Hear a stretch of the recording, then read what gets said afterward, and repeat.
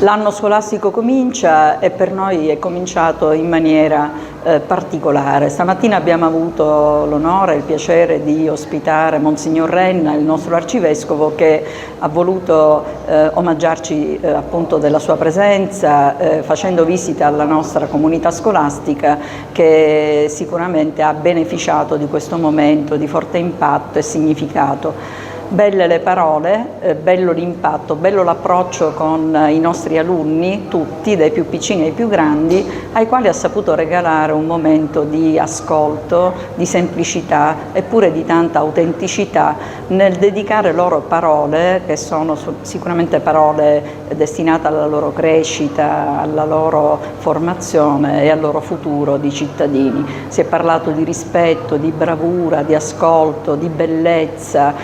si è parlato anche di tanta tolleranza e si è parlato di futuro, che deve essere il futuro in mano a ognuno di loro, perché ognuno di loro può essere migliore di quello che si è nel presente e di quello che si è stati nel passato. Quindi grazie Monsignor Renna, auguri a tutti noi, auguri a tutti coloro che ci aiutano in questo percorso di crescita e di formazione,